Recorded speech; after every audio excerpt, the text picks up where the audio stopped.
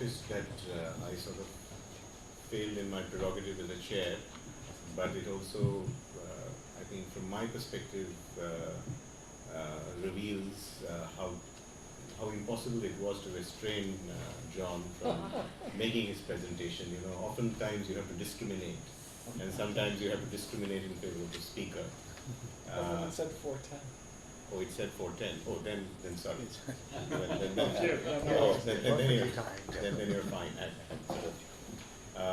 So we are. I mean, if we have to end at 4:30, we don't have much time. So I think we take a range of questions and then respond. My only one sentence reflection to, I think, this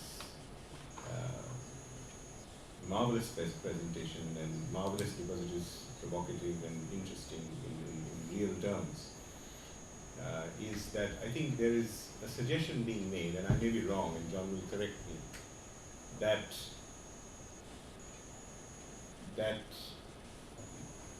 there is a different type of realpolitik in play. It is realpolitik, nevertheless. So, you know, there is a view of Nehru as being a moral force whose morality can be constructed. And oftentimes that view comes from the idea that non-alignment was a challenge to superpower politics. And what John is trying to say is that non-alignment may have been a challenge to superpower politics. He doesn't disagree with that, even though he constructs Nehru as a modernizer.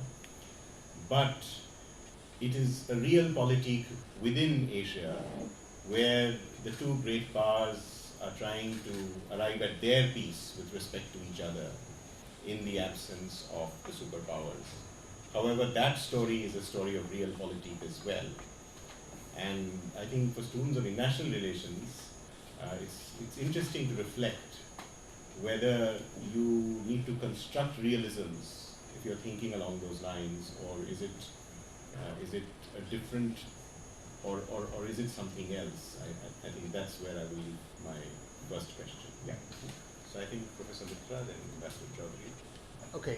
One way to start the general conversation would be to ask about another kind of coexistence of cultural anthropology and public policy analysis.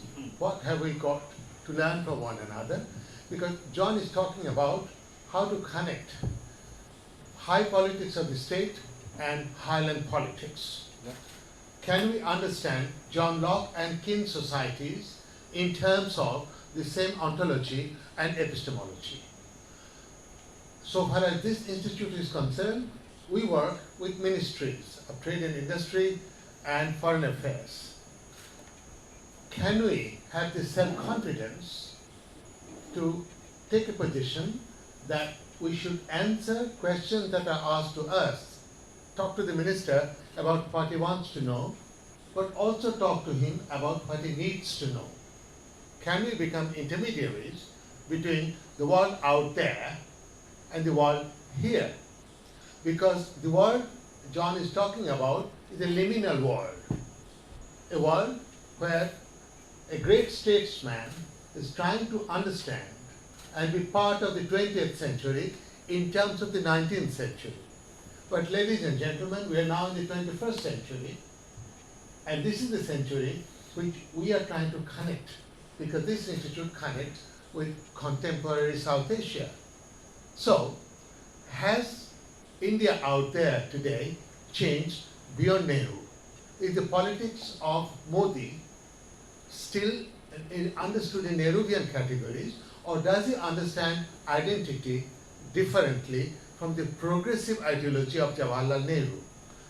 These are the sort of parameters in terms of which we have a lot to learn from cultural anthropologists. The specific issues I'll not go into, but what I've tried to do is to cast the general discussion in a way in which we can connect to the previous paper of Professor Tiwari, who also talked about the politics of identity, but without dissociating himself from the high politics of the state in terms of policies of positive discrimination and reservation. After all, beyond Nehru and high politics of Delhi, there are also common concerns, which are concerns of all policy analysts. I'll leave it there and not ask any specific question, but there's a lot to talk about that will go beyond the appointed time of 4:30. Certainly, as we learn to talk to one another in the presence of the speaker more, we'll need more discussion time, but that's something I'll have to negotiate with Jordan. Yeah, it's of course interesting that Modi did not go to Bandung, by the way. You see. Anyway, excellent presentation, Professor. One question, I mean, of course, when you talk of Nehru Dan Reddy, like Ethelred, I mean, you know, I didn't expect the Danes to come as when they did. The point is, you do not mention, and quite rightly so, Westphalia anywhere in the presentation. Very rightly so, and that was the problem with Bandung, because immediately after Bandung, many of these post-colonial Asian states became converted gradually to Westphalian principles. You recall that immediately after Bandung, when the Pakistanis and the Thais and the Filipinos went away from Bandung, they formed SEATO to protect their own perceived national self-interest on this side, and on the other side of Afghanistan, the Baghdad Pact. So Bandung in some ways did not quite capture the aspirations of the new states other than perhaps India and China. And also the principles such as Panchshila were a little ahead of their time, because these states had not even decided on what their territories were. So when they spoke of non-interference in each other's territories were not quite defined yet at that point in time. That's right. Well, let me then, Okay, maybe you can respond to these and then we I'll put answer to comments to these three and then as brief as possible. I completely agree.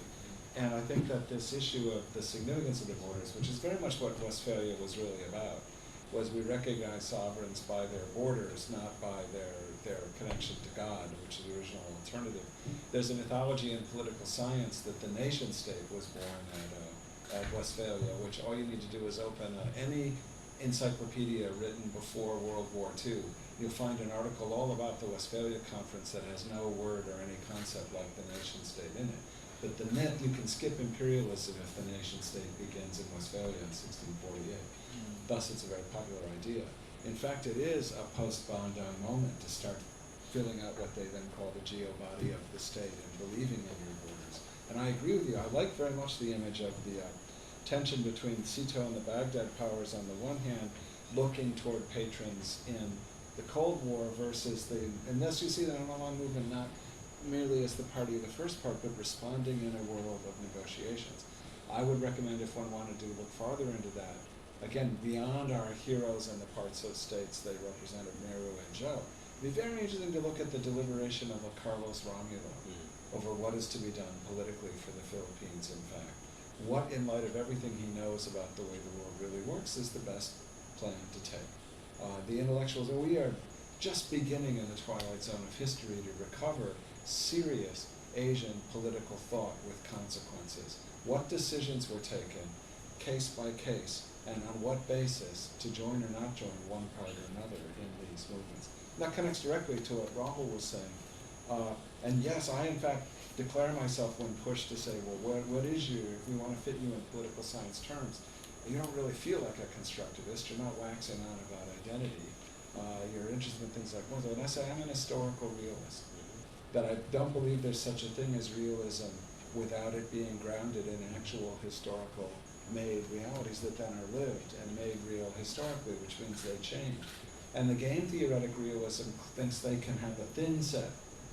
As we game theory experts sitting next to me, you can check me on this, right? That if we find the right variables, it's better to have a universal model. An historical realist, which is more that the tradition of Clausewitz and Weber, thinks that you have to go find the terms in use in the place, but then the realpolitik is very much built upon them. You don't fall for the idea that ideology is simply implemented, but you look at what constituted interests. Weber's famous quote about the switchman, remember, it is material and ideal interest drive history. The ideas are the switchman that set the tracks, and they are themselves in the history. So I think that covers all three. Yeah. I think, yeah, so yeah. I'll just make one point that, I think what your presentation highlights is that even realists have to be constructivists. Mm-hmm. It's a fake choice, right? Yeah. They're both.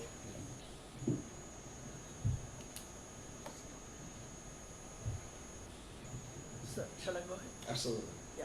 I just wanted to know what is the unifying link among the various highlanders? Is it just the human aspiration of self-determination, or is there some kind of geopolitics there too? And secondly, what went wrong with the Five Principles Accord, between the Chinese and the Indians of that period? Was it Nehru's backtracking on Tibet, or was there some backtracking on the part of China as well? Thank you. Good question. Sinderpal. Thanks. Thanks, Rahul. Thank you, John. Very interesting presentation, a bit refreshing because if you read the literature on Bandung, the recent writing, I think Rahul was a chapter writer in the Tansi Singh book, where they say the Bandung conference was a great movement of Asians coming together. And anyway, I actually written on the Bandung conference. And I think it's very refreshing, but I just want to put something out there, and I want to get into these debates about who's a realist, who's a constructivist, and then the amount of hyphens that happens after a while. I'm a material constructivist, I'm a realist constructivist. Anyway, there's another way to tell the Bandung story. I just wanted to hear what you thought about this version. The Bandung conference, according to another way of looking at it, is trying to construct a particular kind of Asianism. And this Asianism comes on some level from Nehru. And it was framed, and you didn't mention the ARC, the Asian Relations Conference 1947. And I'm arguing elsewhere that the Afro part of the Bandung conference is actually an afterthought. It's an Asian conference to a large extent. And the reason why it didn't succeed was because Nehru wanted the smaller Asian states to believe that imperialism only came in one color, white. But the smaller Asian states saw imperialism in yellow and brown colors as well, China and India. And the argument here that this was, and the reason why the Afro-Asian conference never happened again, and it became a non-geographic entity, the NAM, is because Asianism failed.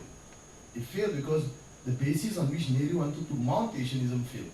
He was slightly less ambitious at ARC, where he used anti-racialism. So it's hard not to disagree with someone when they say you want to be anti-racist. But then at Bandung, he became more ambitious. Because then he said you cannot join camps, you cannot join the Americans or the Soviets. And as Dr. Chaudhry says, then by the time Seattle comes around, the Manila Pact happens, Bandung fails. So they kept going on. So thank you again, very refreshing. Thanks. Maybe we can take one more question. Sojin, you have a question? Yeah, maybe because time is running out, so we can. My question may be a little out of focus. I think it's pretty symbolic that this, Bandung Conference dialogue initiated at Panmunjom, as you said, and I think it's the period after Korean Civil War. So I want to hear more about the politics of excluding the other Asian countries, including South Korea. And is it because Korean Civil War did not really much have to do with Western power, and also could you elaborate the Japanese quiet silent role in that that superpower structure? Okay, one last question, but do you have a quick question because time is running out? This one upcoming question. Actually, one of the question comes in my mind that who needs Asia or who needs South Asia? Nehru needed that, and because whenever you talk to the people in any part of India or other countries also, they don't talk about Asia. They don't even associate with the Asia. I think area studies, the American universities, and why we need Asia and South Asia. It is and how people can relate with this South Asia and Asia, whether it's possible or not. That's also a kind of question. Whether South Asia or Asia may be a kind of diplomatic construction, maybe a kind of academic construction, or it can go to the people also, to not today, maybe tomorrow. Is it any possibility like that? That's the question. I think, John, your last word. Excellent, thank you. These are fabulous questions. First of all, just commenting on Rahul's second comment. Yes, indeed, I think it is the case that the realists have no choice but to be constructivists as they try to build, the models of the depth of the world. But the constructivists also have to be realists. If they just float along as constructivists, they're not talking about things in motion and in action and in conflict and tests of strength. So in fact, that's why there's a limit to the use of the categories. Now, Surya's great questions. That is there a link among the Highlanders? What geopolitics? And without filling us with another whole seminar, we inherit, let's start with James Scott. We inherit this image that they're a bunch of anarchists.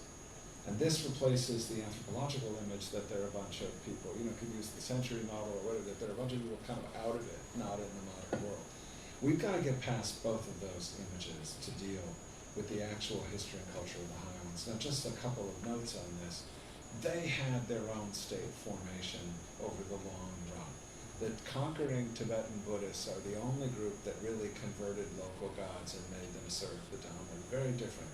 Most of the states of the Highlands contented themselves with having a relationship, very geographically based, of a lowland rice valley with state power paying taxes north or paying taxes up, not collecting taxes, but paying off people not to hit them, Rascalons and cows and so forth. But that you had the Mandalas, all the Thai-speaking groups, including Kunming and the Ahoms, as well as the Burmans and the Thai, set up things where there are two very fundamentally different types of polities in what you might want to call something like peaceful coexistence. It's the Tibetans that are different, who really conquered everyone, and the geography makes that both possible and possibly even necessary.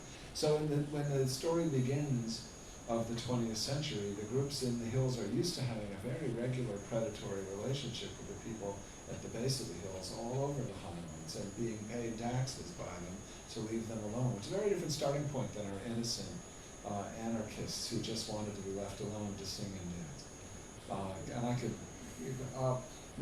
What went wrong with the Chinese? Was there backtracking on the deal on the Chinese side as well? Well, there's no doubt that what the Cold War inflection is pushing against the self-determination deal big time. The Dalai Lamas and not just the whole Tibetan, they're pulling in CIA support for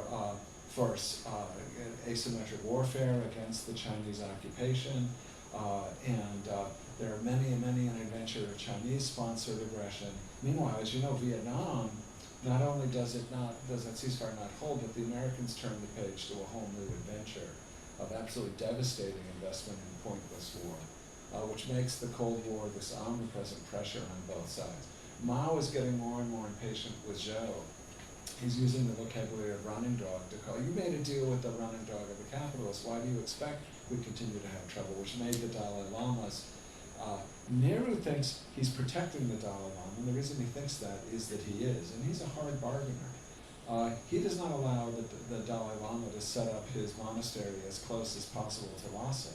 It's in the borderlands to be sure, but it's way away.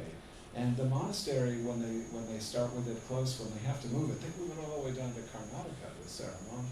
The Dalai Lama is not just given room, but Nehru persuades him not to do what he was originally planning to do, which was to go to California.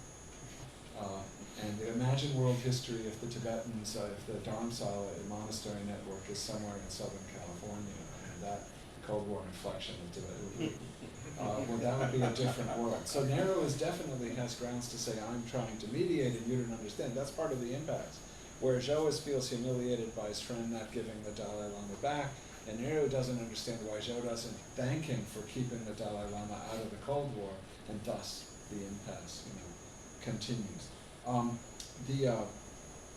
The Asian Relations Conference topic, and Nehru has a book that I can't find, but he released a book on light from Asia in the 1930s, and then he withdrew it. This fits entirely with the Pankaj Mishra overview of a post-Russo-Japanese war light from the East kind of moment. But so if he withdrew this book, this is a guy who publishes a lot, right? Kind of busy publisher. He must have reconsidered betting the house on an Asianism, which also could have been an inflection of Satyagraha and the soul force versus body force kind of early Gandhian rhetoric. But he really is aware of his own realpolitik, and I think by the time of the conference, he's not saying we Asians are more spiritual. What he does say from the podium of Bandung is, I'm no longer afraid of invasion. Gandhi has taught us that a nation that refuses to bow down to conquerors can't be held, even if it can be conquered. But that's the one. Is there still a kind of an Asians like peace, Europeans are violent thing still behind the peaceful coexistence plan? And how do we want to type that one right, along the lines of the question? And that does seem to be an issue in terms of as you described eloquently, the nations that are choosing which side to join, and should they join under the aegis of American support, or should they stay and become part of the non-aligned movement, and which one is going to get. And of course the fact that the development schemes of all of them don't live up to the billing. The only place that really goes third to first is the place where Lee Kuan Yew says, I'm not joining any of these teams, I'm going to do it myself, and in other certain special conditions. Now to Sojini's question, the Japanese quiet role, and it's in the context of the Koreans and Panmunjom and Bandung. I think that the relationship of the Zhou's side is fundamentally different than that of the Colombo powers on this one. The Colombo powers are aware of the domino theory as a thing rolling towards them. Far from thinking they're just going to get swept over, they know if we don't stop it over there, it's coming over here. But I believe they're afraid of Korea for this reason, that to invite the Koreans to the table is going to invite Cold War rhetoric to the table. And that's why we get that kind of chill there, where even the Japanese, despite everything we know about Sinan and so forth, they're welcome to the table. Their mistakes were made, history notwithstanding, whereas there's fear of letting Cold War-defined political leaders have diplomatic weight. That would be my read of that one.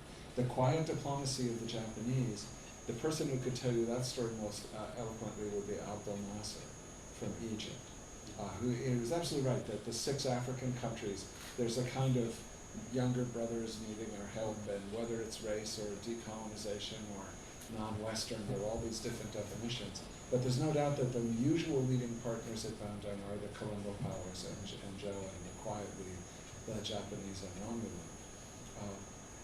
But Nasser came with a very definite agenda, and the quietness of the Japanese frustrated his agenda.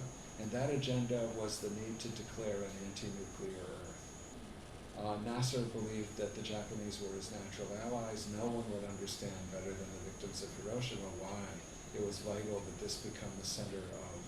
But the Japanese said, we can't get out in front now and say, we're going to tell you what is to be done now. We took our innings and failed miserably. It's time for us to think about this for a while.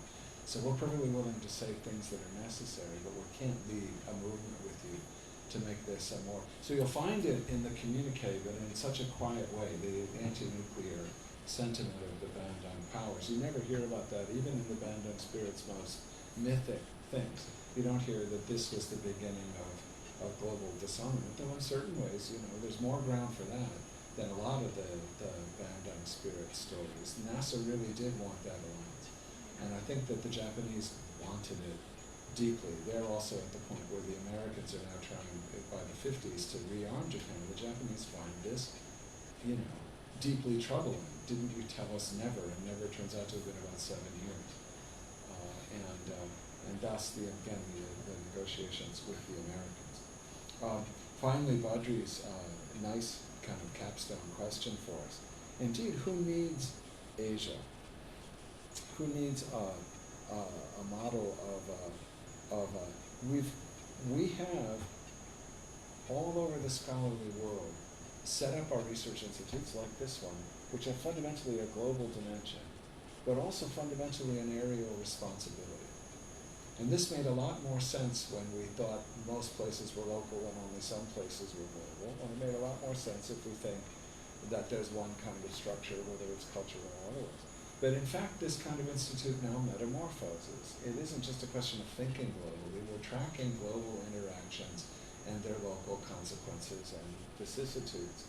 But the institute can't look simply for regional differences. It has to be studying interactions of connection, which require very different kinds of concepts and probably different kinds of disciplinary interrelationships to figure out how that's done. It doesn't mean that India disappears by any means. It means rather that how we go about studying it is a very different question than expecting to find its differences to be our point. I'll leave it there. So I think I'll end with 3 sentences which, because Professor Mitra has deigned that I will chair the session, and I was thinking that he might, but I think I would use that prerogative. I think the 3 key points that I really learned, and I must say I learned because these are also areas where I work, although I don't work necessarily so much in the area of security, although I have dabbled a little bit in Bandung, I've fluttered around with a lot of things, but not as intensively as you have. That history matters, and the study of history, however, has to be theoretical, conceptual, philosophically informed as well as analytic. And taking from there, the point that both Professor Mitra and Professor John Kelly made is that because we are sort of products of a path-dependent world, for a contemporary area studies institute to think that it should become ahistorical, I think would be very naive. And I think these are the key takeaways. And of course, in terms of the lecture, I think I learned that his research really speaks to a kind of the importance of realism to construct. And I think that would be a crisis in political science if they forgot about identities. However, I would just make one caveat. Whether the world is realist or driven by some other moral force should be an empirical question. Absolutely. Yeah. I think with that I would thank you very much for making this seminar.